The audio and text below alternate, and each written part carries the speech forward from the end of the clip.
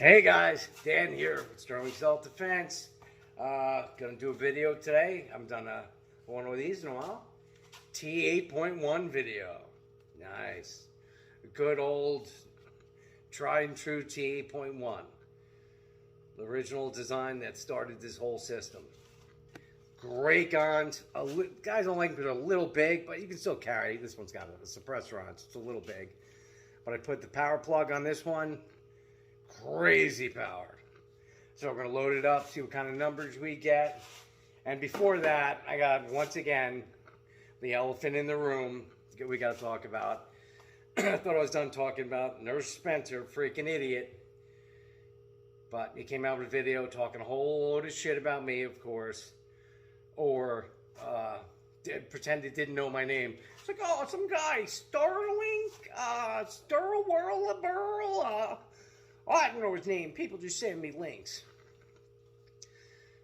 The guy, everything that comes out of his mouth is a blatant lie. Everyone knows he's been bashing me for 2 years. Not even just before, under 2 years. Since he's been in Less Lethal. Everyone knows I was the first guy he came to learn all about Less Lethal. Got all the messages to prove it. It's all over Facebook. Everybody knows it. But he lies and lies and lies and lies. So, everyone, and lately, you know, the past few months, he's been calling out, well, you gotta watch out for that Henry Stone. He's a felon. Can't trust him. He's a felon. And Dave Sterling, he's a felon, too. Worst of all, he took people's homes.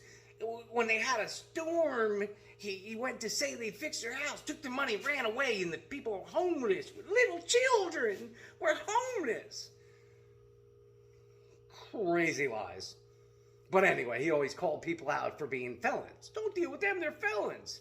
And it turns out that he's a methamphetamine dealer, fucking just huge charges, and not just meth. And the things I forgot to mention, I'll get to my thing in a minute. But there was more than one offense on that paperwork. It wasn't one time. He got arrested January of 2003 for trafficking methamphetamines over 50 grams, which is, remember these numbers, minimum 10 years in prison. I talked to ex-prosecutors, lawyers, all kinds of law enforcement, like, how do you only get 4 years? So I'll get to that. So then, in March of that same year, he got arrested again. So these are all different times. He got arrested with cocaine, marijuana, MDMA, that's also the gun felonies come into that one, and counterfeit money. Now, all that stuff adds up to like 15 years in prison. So we're looking at 25 years he should have done, actual minimum, 25 years. And he only got 4. So, as we know, they dropped a bunch of counts for the plea deal when he ratted out everyone he ever knew. I guess whoever's making the meth and his mother, his sisters, brothers, everyone he could give up, he gave up. So not only is he a meth dealing piece of, and meth is one of the worst ones because, you know, that's how those dealers go around. They go, hey, try this out, it's coke. And they give meth and all of a sudden they're hooked on fucking meth and they're dead a year later.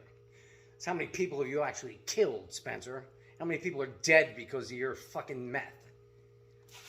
And in his video, he doesn't say what he did. He comes out with a video going, hey guys, everyone in Less Lethal's got a felony or something. That's why we're here. You know, something stupid I did when I was a kid. Make it sound like it was a dime bag of pot. It was methamphetamine, trafficking, all kinds of other shit, counterfeiting, gun charges. And yeah, a kid is not 27. You were 27 years old when you went to prison and did that shit. That's not a kid. 16, 17, 18, maybe 19, a kid. So, hey, come on, pal. You're a drug trafficker. Let's not pretend like it was childhood angst. No big deal. You know, people do stupid stuff when they're kids, yeah. Oh, and he said in the video, at least I didn't do something I'm be embarrassed of. You're not embarrassed of selling methamphetamines? Getting people hooked on meth? And eventually dying from it because of you? You're not embarrassed of that. Of course he isn't, because that's the kind of person he is. He's a rat fuck and a meth dealer. piece of crap.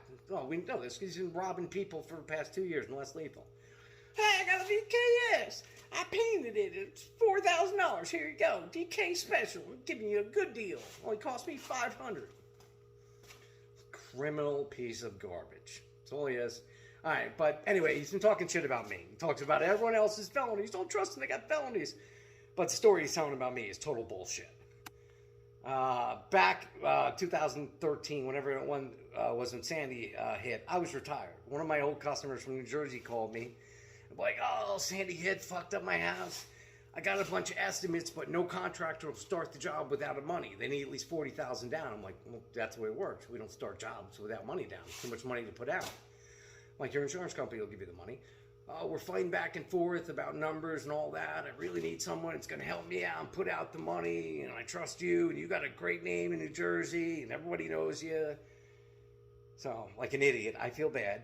I'm like, yeah, I'll help you out. Put out $40,000 of my own money. I'm retired now. Leaving PA to go back do this job for this guy. Putting out my own fucking money. Which is crazy. And it's an insurance job. They'll eventually, I knew they'd eventually pay off. If it wouldn't be the insurance company, it'd be FEMA. So they're going to pay it. I figured I'd get my money back. I figured anyway. But anyway, so fucking Nurse Spencer's saying, yeah, he took the guy's money and ran away. Guy didn't give me any money. I started the job with my own fucking money, idiot. And number two, you can't do that on an insurance job. It doesn't work like that. Insurance companies only pay for the work that's done. Like when you call for a check for the insurance company, they send people out to inspect. They're like, okay, here's how much got done. Here's how much that is worth. Here's a check for that. You don't get paid for anything you didn't do. So anyway, did that job for this scumbag. Well, it turned out later ended up being a scumbag. I didn't know about it, but I'll get to that. Did the job, fully inspected by the state, the township, and the insurance company. Passed contract, passed full inspections, everything. So, yeah, the insurance company doesn't give a check until it does. Well, the insurance company mailed the check to the homeowner. Now, the homeowner's got his house all done beautiful, 10 times better than it was before, and now he owes for a lot of extras that he piled on top of it. So, he gets the check and goes, wow, my house is done, and I got a check for over $25,000 here. It wasn't even the full amount yet. But anyway. So what he did is he fucking forged my name on the check, put it in the bank, and kept it. So I'm calling him like, dude, you owe me that money. Where's the insurance check? Oh, wait not. Finally, the guy's like, oh, yeah, I spent it. I'm like, what do you mean you spent it? It's a check to me from the insurance company. Oh, well, my name was on it too, so I just put it in my bank. I'm like, what? Insurance companies do that. They'll double sign a check to the contractor and the homeowner to make sure the homeowner signs off on it, whatever. But he forged my name. So I'm like, what are you, retarded? You know I'm going to sue you. The job's all done. It's fully inspected. You know I'm going to sue you. So back up a little bit. Originally when I went down there, they came out with a new registration, contractor's registration. I'm a licensed contractor and insured in Jersey already because I've had a company there for over 30 years. But they came out with a new registration. So before I signed the job, I went to get that registration. They're like, we're backed up for 3 months because everyone's coming from out of state to get the registration. I'm like, shit, well, I got to do this job. I'm like, how can I do a job without the registration?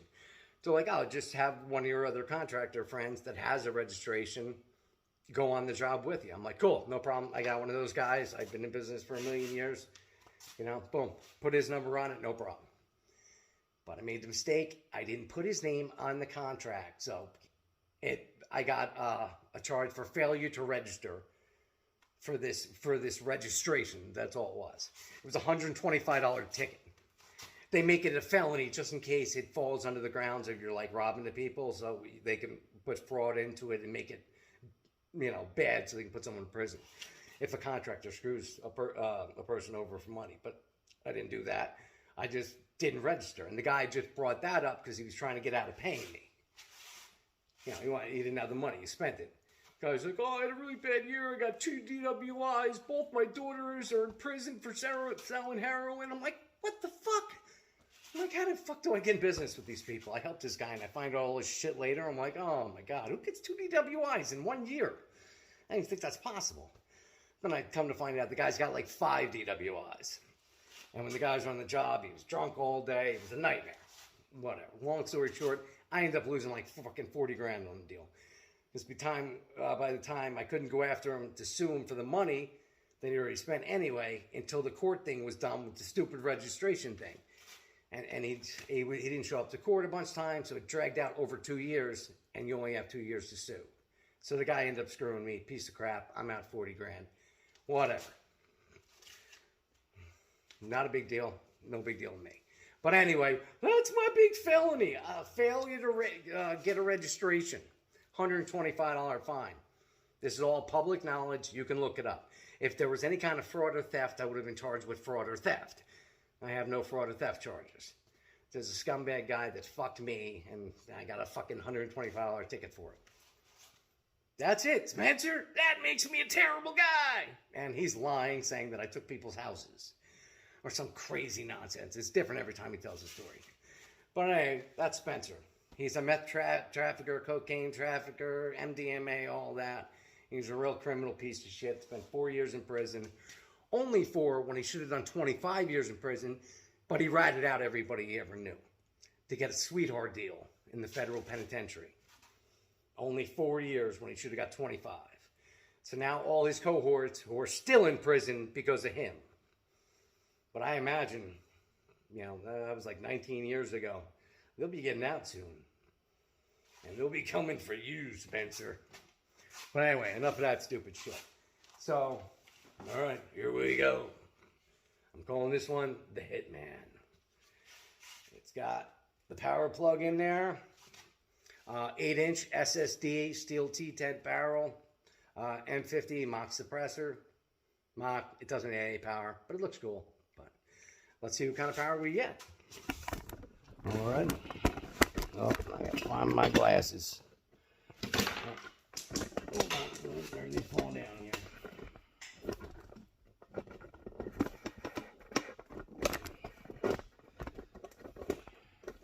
Hold on, I gotta pause this. My tripod's falling. All right, I'm back. Got my glasses. Sorry, my tripod was falling apart there. One of the legs fell out. All right, load her up. Using 8-gram joules, the usual. Try to remember the follower.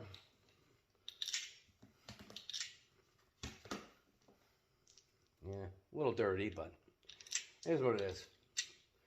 No visual hairs on them, so we should be all right. Kind of like Spencer. No hairs on him, but his hair plugs. All right. All right. I'll just use the regular one. I don't feel like setting up the other one. All right, first shot. 492. 492. What a monster. You know what? I'm going to take the suppressor off. It doesn't add power, but it looks cool, but might as well just do it like that. So, if you want to carry these, they're great for carry. They're not that big. Just need a holster to do it. All right. Here we go. Second shot. 462. 446. 468. 412. My trap fell down. I'll try to aim high. 466. Pushed up in the air. 462. So it turns out that this suppressor does actually add a little power, even though it's got holes in it. But the good thing about the M50, it's got reverse porting, so it doesn't vent as much. So it does give it a little power. It's not bored well, but at least it doesn't lose as much power because it's reverse ported. 458. I didn't count. God, that was loud. So loud when you dry fire.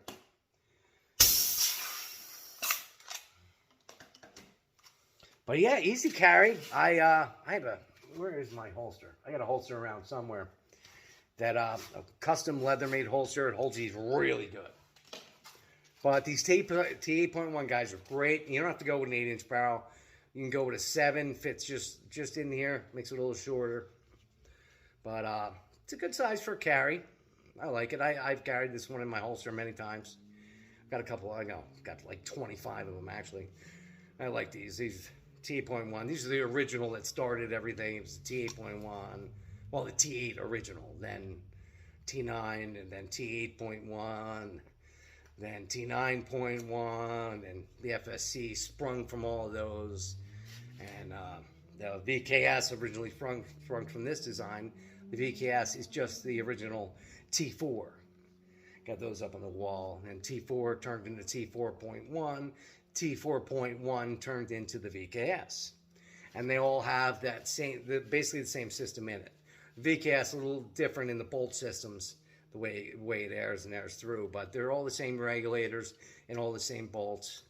Tried and true, going back 15 years. I forgot, getting old. I forget how long ago this was. A long time ago. They haven't sold these in, I don't know, 10 years, something like that. But these are great. And the power plug, it's great. Just screw it in the back, unscrew it, screw it in. And even without the power plug, regular bolt, these things still get good power. It's got a good barrel. This is an SST, 8-inch metal detents, 686 bore. Without the power plug, it would still be getting, with the PRV delete kit and, the VKS spring, Sears spring, and with my new modified spring, it'd still be getting around 50 joules without this. This just makes it crazy, that extra air chamber volume. But it's nice, screws in real easy, so cool, extra power. There you go. Well, anyway, that is the T8.1. I'll do some more builds in the future. I used to make a lot of carbine builds out of these. And I don't know if you ever saw, I made one for back in the day for PSI Defense. It's got some pictures of it. It's got the front under tank mounted. Love those. Super comfortable. You can hold the tank like a foregrip. They're awesome. And they're monsters. Just a great gun. I got tons of them to work on. I just been so busy, I haven't gotten back to them. But I love T8.1s, and T9.1s are great too. But they're fun. You guys see them. They're great for self-defense, home defense. Perfect. They're great carries. You see them on eBay here and there. Paintball guys selling them. Usually you can pick them up pretty cheap, $250, something like that if you're lucky.